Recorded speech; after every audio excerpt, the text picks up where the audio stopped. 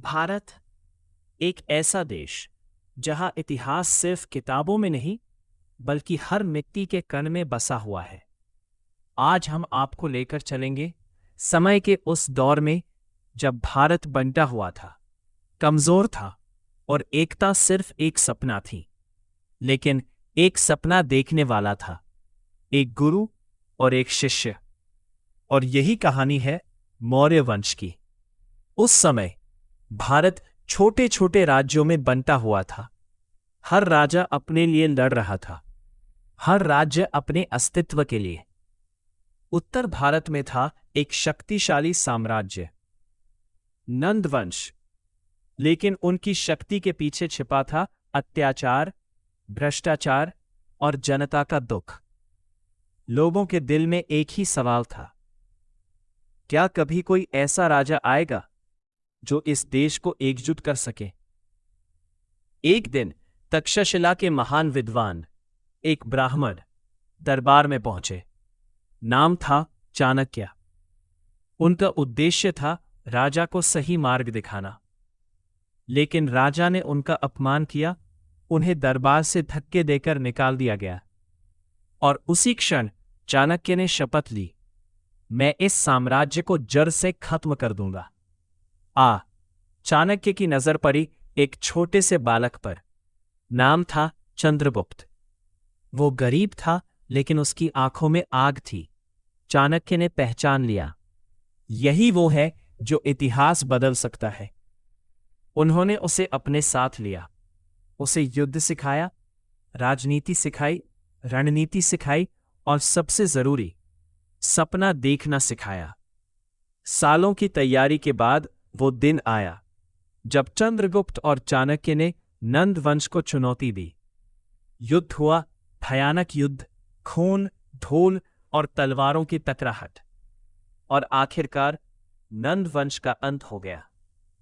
322 ईसा पूर्व मौर्य साम्राज्य की स्थापना हुई। चंद्रगुप्त अब सम्राट बन चुके थे। उन्होंने एक मजबूत प्रशासन बनाया, राज्य को संगठित किया और भारत को एकजुट करना शुरू किया। उनका साम्राज्य तेजी से फैलने लगा, यहां तक कि उन्होंने सिकंदर के सेनापति सेल्यूकस निकेटर को भी हरा दिया। चंद्रगुप्त के बाद उनके पुत्र बिंदुसार ने राज संभाला। उन्होंने साम्राज्य को और आगे बढ़ाया, दक्षिण भारत तक। अब मौर्य साम्राज्य भारत का सबसे बड़ा साम्राज्य बन चुका था। फिर आया एक नाम जो इतिहास में अमर हो गया, अशोक। शुरुआत में वो एक क्रूर और निर्दयी योद्धा थे। उनका लक्ष्य था पूरे भारत पर शासन करना। और फिर आया सबसे भयानक युद्ध, कलिंग युद्ध। लाखों सैनिक, लाखों मौतें, धरती खून से लाल हो गई। चीखें, आंसू, विनाश। अशोक जीत गए। लेकिन क्या सच में वो जीत गए थे?